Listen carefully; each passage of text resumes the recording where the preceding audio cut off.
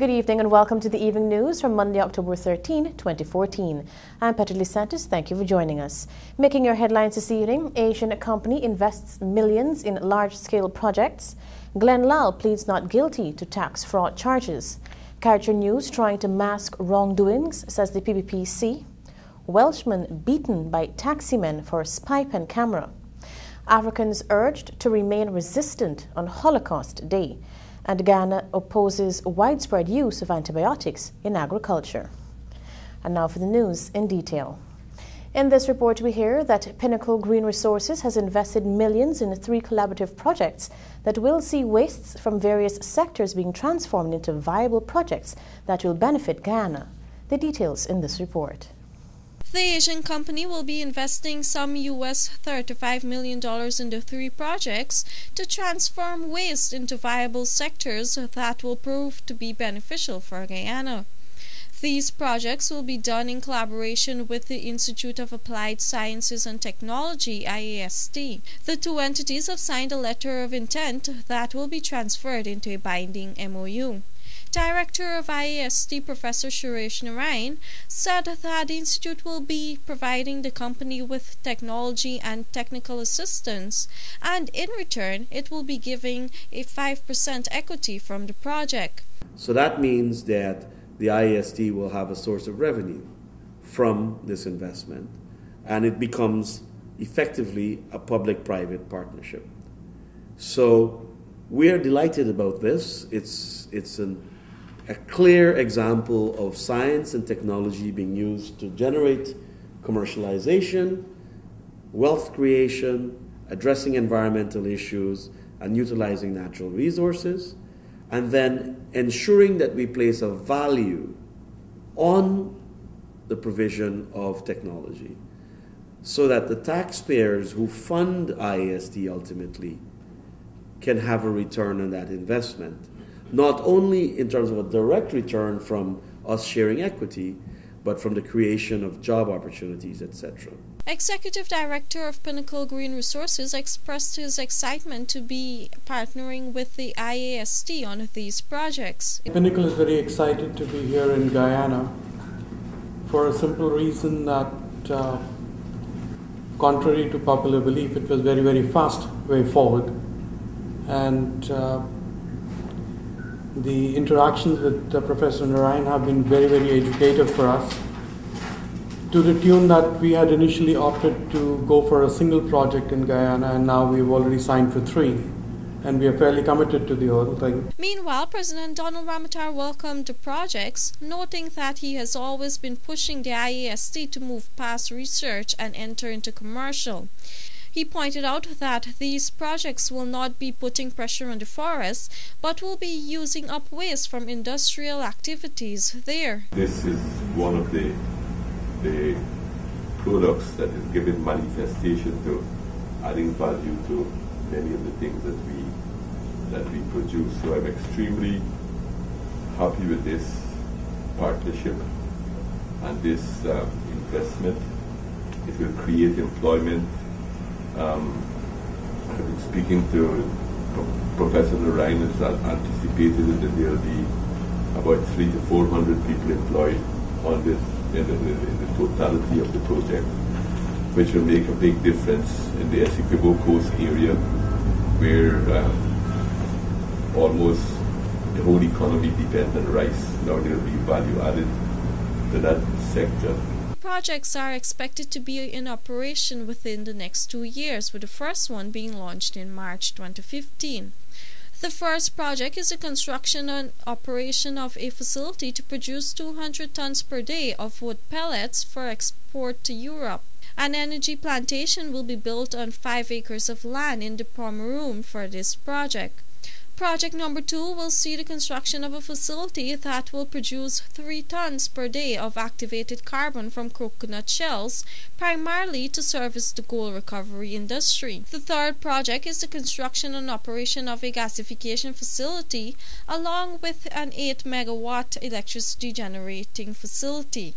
Reporting for the Evening News, Vanu Manikchan. In a tense courtroom filled with media operatives from several media entities, Publisher of Kaiser News, Glenn Lal, and his wife, owner of Beena's Footwear, Beena Lal, were charged with tax fraud. The details in this report. The husband and wife were charged along with Narutandio and his wife Garbasi Brijnanan for attempting to defraud the state of millions of dollars in a tax evasion scheme. However, both the Brijnanans were a no-show. It was explained by the lead defense counsel Kemraj Ramjatan that the two are out of the jurisdiction and are expected to return next week Friday. According to Chief Magistrate Priyasu Narain Bahari, the charges allege that between June 18 and September 20, 2013 at Lot 200 and 201 Camp Street, Georgetown, Demerara, a place in the Georgetown Magisterial District, they made and subscribed to false declarations on two Lexus LX 570 motor vehicles to be US $44,158 respectively, contrary to Section 217(1)A of the Customs Act Chapter 82 and 1. They were also slapped with 2 counts of aiding and abetting in a conspiracy to defraud the government of due taxes. The Lal and the Brijnanans were represented by a host of attorneys, namely Kemraj Ramjatan, Nigel Hughes, Joseph Harman, Christopher Ram, Rex McKay, Bettina Glassford, Brendan Glassford, and Robin Hunt. They are to reappear in court on November 24 in Court 3. Attorney at law Sandal Kisoon, representing Guyana Revenue Authority, made no objections to bail being granted, but objected to the duo being released on their own recognizance. But Ramjatan told the court that the two are well-known business persons with millions in assets, hence they were unlikely to flee the jurisdiction. Royden James for the Evening News. Meanwhile, staffers of the Guyana Revenue Authority have expressed fear in wake of revelations of a vigilante killing by Glenn Lal 20 years ago. The details in this report. One of the most egregious examples of vigilante killings occurred some 20 years ago at the hands of Glenn Lal, and following revelations made in another section of the media, some staff members of the Guyana Revenue Authority are now fearful that they could end up being victims. The latest revelation about Lal would have seemed to set a pattern of excesses which have been blatantly condoned by the judiciary, law enforcement authorities, and members of the opposition. Several staff members said they are seriously concerned about their safety given the recent attacks on Commissioner General Khurshid Sattar. On January 20, 1994 in Magdoum, according to the Stabroek News, Lal, the vigilante, now the owner and publisher of the Kaichor News, shot and killed 30-year-old resident Kenny France. Lal was never arrested nor were charges ever brought against him. The undisputed facts are that on the fateful Thursday, Lal and 3 friends were driving on the East Bank Public Road when he spotted the one Oakcliff Marshal in a yard. Even though Lal had claimed he was a rural constable, it was later revealed that he was only sworn in subsequent to the killing of France. But even as a licensed firearm holder or rural constable, the law is very clear that the manner in which Lal shot France was totally prohibited. The government has been put under tremendous pressure to hold commission of inquiry into the judicial killings, and this is a matter the majority of the public do not know about. The family of France is hoping that the voices of the opposition politicians and human rights organizations would support their call for an investigation. Residents of the area are praying for the police to reopen the file so that closure and justice can be brought to the brutal killing of their loved ones by the hands of Kaichor News publisher Glenn Lal. Royden James reporting for the Evening News. And even as publisher of the Kaichor News, Glenn Lal appeared in court along with his wife to answer tax evasion charges. The People's Progressive Party says the Kaichor News is attempting to hide the real issue. The details in this report. The People's Progressive Party says it is keenly following the issue regarding Guyana Revenue Authority and the publisher of the Kaichor News, Glenn Lal. The party said the newspaper is purposely trying to divert from the real issues, implying that it's all about the government wanting to close down the entity. The party is questioning how does an issue of alleged tax evasion and abuse of some benefits of the remigrant scheme be deemed as an attack on freedom of expression. It was noted that similar recent concoctions by the Kaichor News resulted when it maliciously published misinformation regarding login protocols by a foreign company. The party believes that the media house has embarked on a desperate campaign to get sympathy from the public. It said, and I quote, "What is even more astonishing is the automatic show of support by the opposition regarding the newspaper's fabrication. While this is unsurprising given the newspaper's role in propagating and defending the opposition, Some questions therefore must be asked. The party questioned whether the opposition was saying that it supports the evasion of taxes by an individual or entity as alleged. It said too that if that's the case, then the opposition is condoning illegalities. Several opposition spokespersons were today named as defense lawyers for the lads. They include AFC leader Kemrat Ramjatan, Nigel Hughes, and APNU's General Secretary Joseph Harman. Stay with us, more of the evening news on the other side of the break.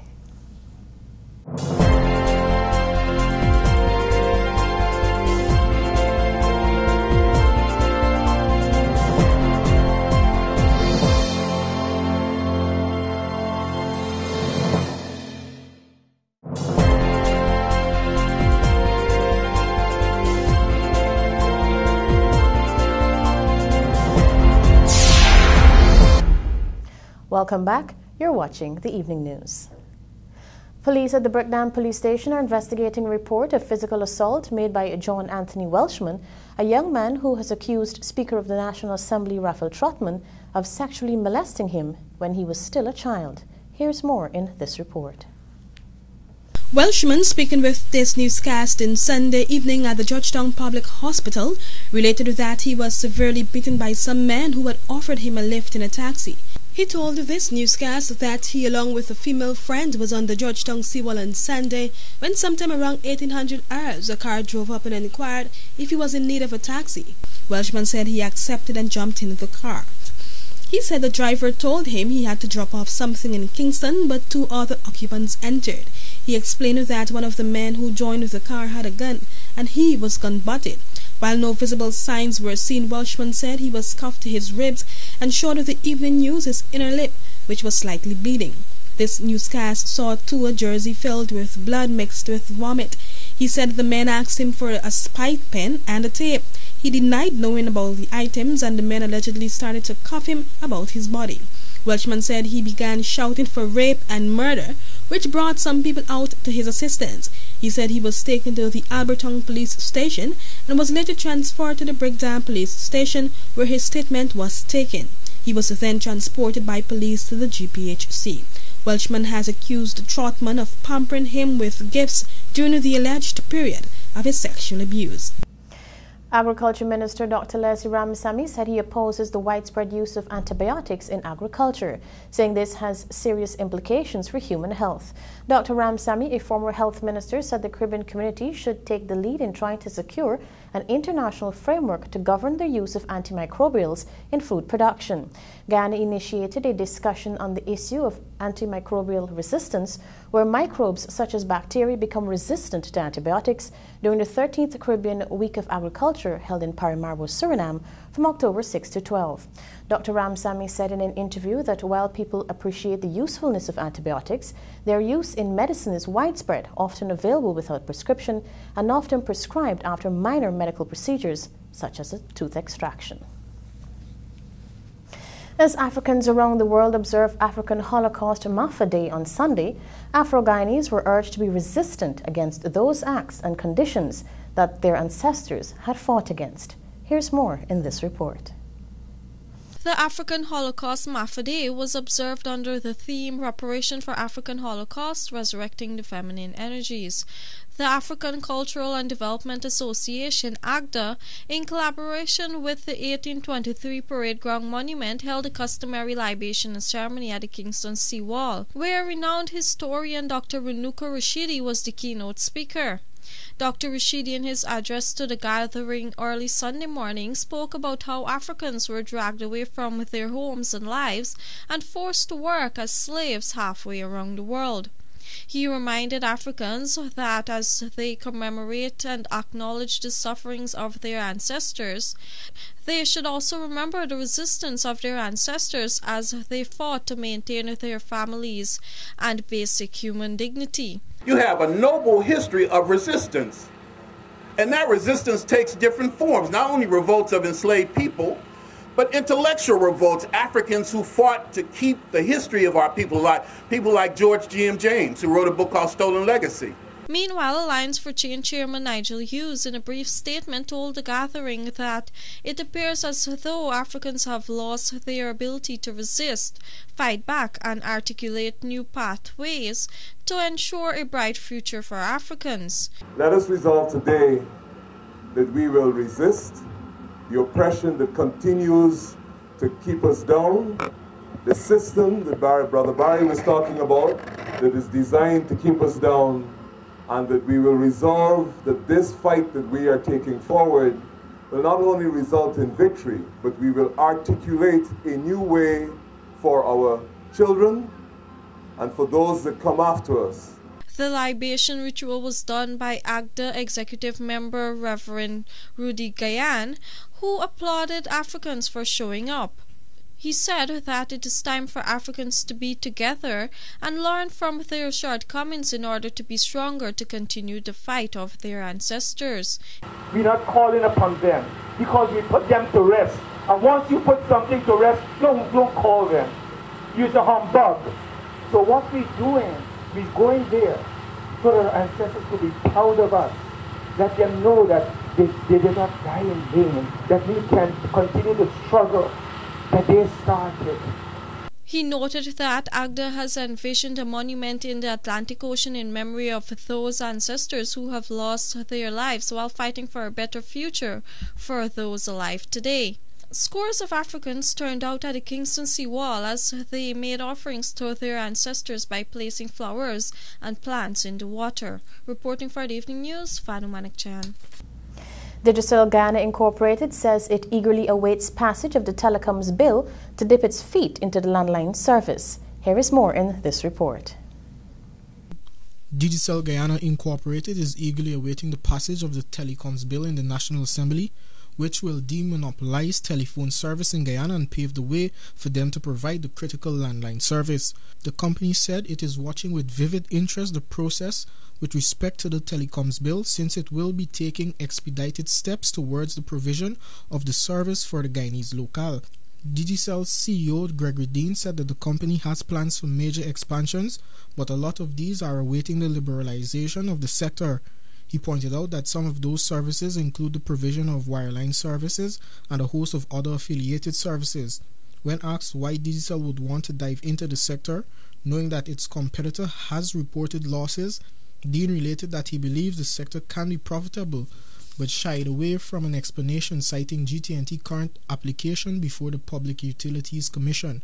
He related that the National Assembly should pass the telecoms bill, contended that the company does not see the need for the long delay for the bill. Meanwhile, the private sector here is urging the National Assembly to pass with alacrity the long-awaited telecoms bill, which will effectively demonopolize Guyana's telecommunications sector and pave the way for major players to offer more advanced services. Here is more in this report. The National Assembly should give priority to the passage of the telecoms bill. This is according to former Private Sector Commission Chairman and current President of the Caribbean Association of Industry and Commerce, Ramesh Duku. Duku said Guyana was lagging in the information and communications technology sector and the bill was needed to change the current state of affairs. Both GT&T and Digicel have said that they are awaiting the passage of the bill to provide additional services, and Duku said that this was a testament to how urgently the bill should be passed. The bill is currently before a special select committee in the National Assembly where amendments are being made. The Communications Bill was tabled along with the Public Utilities Commission Amendment Bill on August 9, 2013. Since the first reading of the two bills, the second reading has been deferred several times. As the government continues to hold discussions with the two telecommunication companies, GT&T currently has the monopoly on the landline and international services.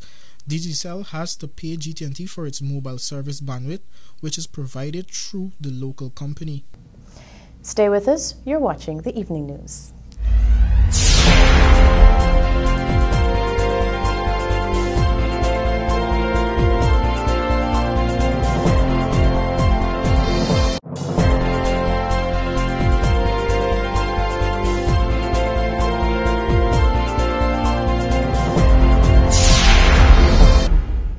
If you've just joined us, you're watching the Evening News. The Ghana Responsible Parenthood Association, the GRPA, and the Family Planning Association of Ghana, the GRPA and the FPAG, will be holding a joint annual general meeting tomorrow at the Cara Lodge at 294 Commoner Street, Georgetown. The theme for the joint AGM is I Decide My Future, with a significant focus on reducing pregnancy and risky sexual behavior of adolescents and teenagers in Guyana. The keynote address will be delivered by Marian Flunch, UNICEF Country Representative for Ghana and Suriname. Patrice Lefeu, Assistant Representative UNFPA, and Dr. Shamdio Passon, Chief Medical Officer of the Georgetown Public Hospital Corporation, will also make remarks on the theme. The GRPA, the FPAG, has a major focus on youth and sexual and reproductive health and rights. In February of 2014, the organization launched a teen and youth clinic and is currently working with schools and community organizations on age-appropriate comprehensive sexuality education, which includes education and information on questions about puberty and being a teenager, sex and sexuality education, knowing one's body, and how to care and protect themselves. Public Works and Transportation Minister Robeson Ben says government is currently assessing the situation of continued demands for increases in fares for minibus operators, but noted that the 2-week trial for the free transportation service has come to an end. Government had mid-last month implemented the free transportation service to residents living on the outskirts of Georgetown, addressing their cries of exploitation by minibus operators. But even after addressing the issue and having several consultations with the operators on the way forward, Minister Ben said his ministry is still receiving reports of continued exploitation by some operators plying these routes. Asked what his ministry is doing about this, Minister Ben said he is still assessing the situation. He recalled that Minister of Tourism Irfan Ali had on separate occasions met with a few minibus associations for the various routes. According to him, it was reported that there had been some resolution. However, Minister Ben said commuters have still been complaining about the pressure to pay higher fares during late hours and complete fares even when they are coming off short. He noted that government was seeking to prevent a situation where commuters are forced to suffer as a result of one-sided actions by the minibus operators. Minister Ben reiterated that government had taken a decision that it will not support an increase in fares if the price of diesel or gasoline did not exceed $1,000. The free transportation service launched last month lasted for some 2 weeks and was offered to residents living on the east and west coast and east and west bank of the Marara. For the evening news, Alexis Rodney. Stay with us. Your regional and international news is next.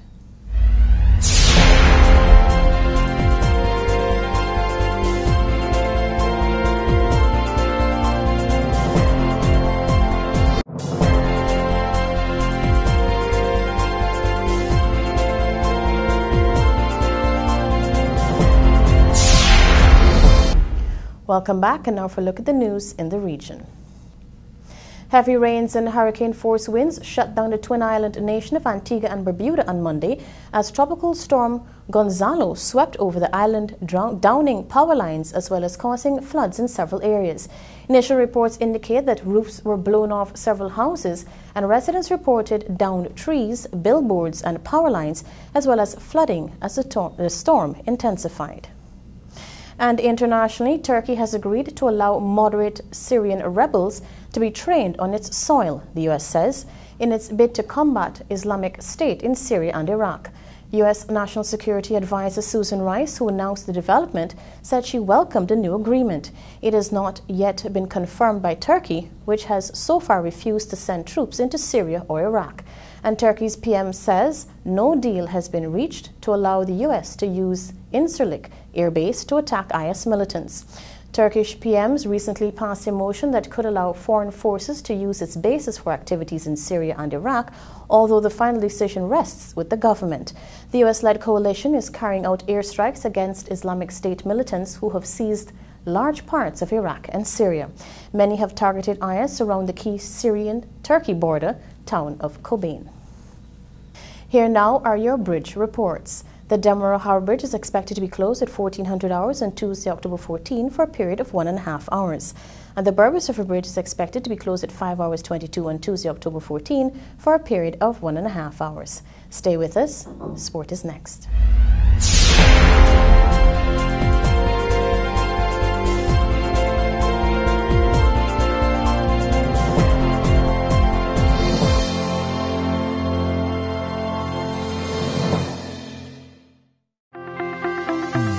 Every day presents a few more challenges. Keeping your business running shouldn't be one of them. That's why we work every day towards ensuring your overall satisfaction.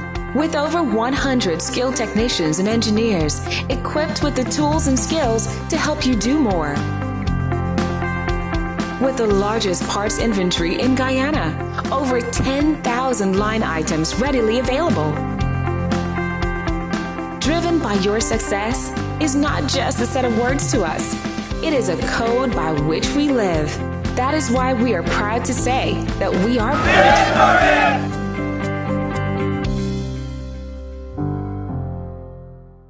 Are you looking for a very good used Caterpillar machine at the price you want to pay? Come to our Providence Eastback Demerara Equipment Yard to inspect the machines for sale by tender from October 1st to 31st, 2014. See press or visit us on maccorpcat.com for more info.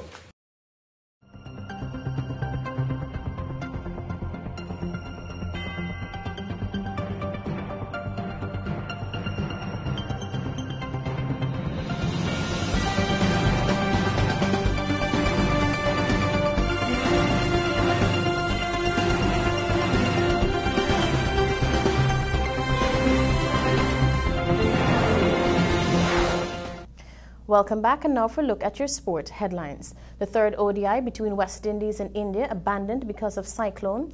The GCA, the NBS Division II tournament officially launched. Cyclists had intense warm-up ahead of this week's 5-stage, and scores even beaten again at Sunday's PPPC horse race meet. This segment of sport is sponsored by MacCorp. Are you looking for a very good used Caterpillar machine at the price you want to pay? Come to our Providence Eastback Demerara Equipment Yard to inspect the machines for sale by tender from October 1st to 31st, 2014. See press or visit us on maccorpcat.com for more info. Every day presents a few more challenges. Keeping your business running shouldn't be one of them. That's why we work every day towards ensuring your overall satisfaction. With over 100 skilled technicians and engineers equipped with the tools and skills to help you do more. With the largest parts inventory in Guyana, over 10,000 line items readily available. Driven by your success is not just a set of words to us. It is a code by which we live. That is why we are proud to say that we are Victory!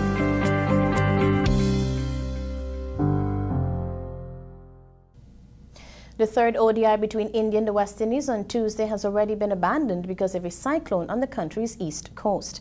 The game will not be rescheduled, and the series is now a 4-match contest.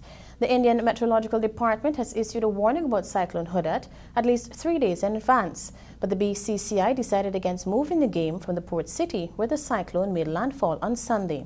This is the second time in the last 5 years that a cyclone has washed out an ODI in India. The 7th match of Australia's tour in 2009-2010 to be held in Mumbai was abandoned because of a cyclone off India's west coast. The series is level 1-1 after India won the second ODI against the West Indies in Delhi.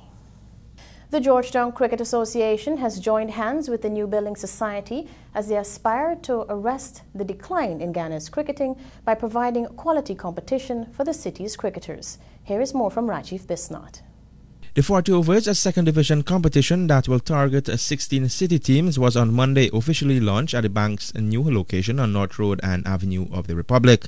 NBS chairman Floyd McDonald, in his remarks, said that NBS is pleased to be associated with this tournament, since according to him, sport is an integral part of nation building. The NBS basically is an organization that is involved in the promotion of housing development in Guyana, especially affordable housing. But as a corporate entity, our review that we should make other contributions to society. And we are of the view that sport is an integral part of a person's development, especially young persons. And with cricket being so popular, I think that we have made the right decision to respond positively to the request by the Georgetown Cricket Association for us to sponsor this competition again. MacDonald also called on all cricket administrators to work together to ensure that the sport returns to its glory days that we are accustomed to. We welcome the opportunity to be a part of this event, and we at NBS are looking forward to the day when cricket again will be seen as an event that brings all Guyanese together. So we are calling for all the elements in the cricket fraternity to work together to ensure that Guyana performs better in the field of cricket. We've had some successes recently, but there's much more work to be done. And we are willing at the level of NBS to support the development of cricket in this country. President of the GCA, Roger Harper, thanked NBS for so willingly continuing the partnership with the GCA in running this tournament and investing in youths. Harper, a former West Indies vice captain, noted that the GCA is focused on the development of young cricketers and also in taking the game to a higher level. New Building Society is a company that is about looking after the grassroots of our society, giving them an opportunity to own their own home. And while a lot of sponsors always seek the opportunity to sponsor First Division cricket because that is the one that gets a little more exposure, I think because of where their interest is in society, they see the need to help to develop their grassroots, and they know that once the grassroots is strong, our cricket will become strong. So we want to thank the New Building Society for their continued support, their continued interest, and we hope that this partnership will continue to blossom and that soon we'll be able to see the real fruits of our partnership and our labor. The competition will be played on a league basis where points will be allocated. The tournament is scheduled to bowl off on Saturday. Ghana's only A-class horse, Scores Even, was beaten handsomely on Sunday when the People's Progressive Party Civic stages grand horse race meet at the Kennard Memorial Turf Club Bushlot Farm, Corentyne, Berbice. In almost darkness, Princess She's Not on the Sheriff Racing Stable was in a category all by itself when it whipped a top-class field of Score to be the big win to take the top honors in the Feature A and lower class event. After the race, it was brought to the official judge's attention that Razak was allegedly riding with an electric shock. An investigation has been launched into the allegation.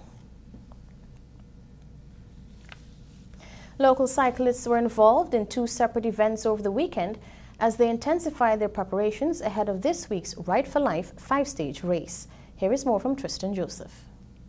Linden's Michael Anthony and Orville Hines were the champion riders when the 3rd annual Kadir Mohammed Memorial Cycle Road Race and the 10th annual Hand in Hand Insurance 11 race programs were held over the weekend. Anthony underlined his status as one of the country's promising prospects with a remarkable sprint to the finish to win the event on Sunday. He copped the ounce of gold first prize. Organized by the Flying Star Cycle Club, the race pedaled off on Homestretch Avenue, proceeded to Dora before returning to the point of origin for the finish. By virtue of being the first rider to cross the finish line, Anthony also emerged winner of the junior division. Anthony won the featured event in a time of 3 hours, 19 minutes and 26 seconds. Team Coco's Ruben Compagnani finished second best, leaving last year's champion Paul de Nobrega, Robin Passod, Alonzo Ambrose, Christopher Holder, Mark Harris and Mario King to occupy the 6 remaining podium spots. The veterans and juveniles turned at the hill after Splashman's Fun Park on the upward journey, with Niles winning the under 45, while Ian Jackson won in the over 45 category. The talented Raphael Long took top honors in the juvenile race. After the race, Anthony spoke briefly with the sportscast. I just plan to sit down and ride a calm and easy race, and literally plan to come home and use my speed to win the race. It's very important, you know. I just prove how fit I am and how ready I am for the 5 stage, and I feel pretty confident about the 5 stage. Meanwhile, Hines won the featured 35-lap schoolboys and invitational race of the 10th annual Hand in Hand Insurance 11 race program at the inner circuit of the National Park on Saturday. Hines crossed the finish line at 1 hour 16 minutes and 35 seconds. Mario King was also on challenge in claiming second position, while Michael Anthony pipped Robin Passard for third, and Stefano Husbands and Paul de Nobrega claimed 5th and 6th positions respectively. Also in the winners' row were Rakeem Blair in the 12 to 14 boys and girls, Junior Niles in the veterans under 50, Lyndon Blackman in the veterans over 50, Monty Harris in the veterans over 60, Stefano Husbands in the juveniles, Damian Sugdio in the mountain bikes, Jermaine Harrison in the BMX boys 6 to 9, and Sharon Sampson in the BMX boys 9 to 12 and 12 to 14. This year's 5 stage commences on Thursday. And finally, batsman Lyndall Simmons has been ruled out of the remainder of the West Indies tour of India due to a back injury. Simmons will return to Trinidad and Tobago to continue his rehabilitation, according to the West Indies Cricket Board. The batsman was not picked in the playing 11 for the first 2 ODIs and had only played a practice game against India A on the tour. The WICB is expected to announce a replacement for Simmons in the coming days. And that has brought us to the end of the evening news for today, Monday, October 13, 2014. Please remember to get a copy of tomorrow's edition of the Ghana Times newspaper for the details of these stories and other news. I'm Peter Lisantis. Thank you for joining us.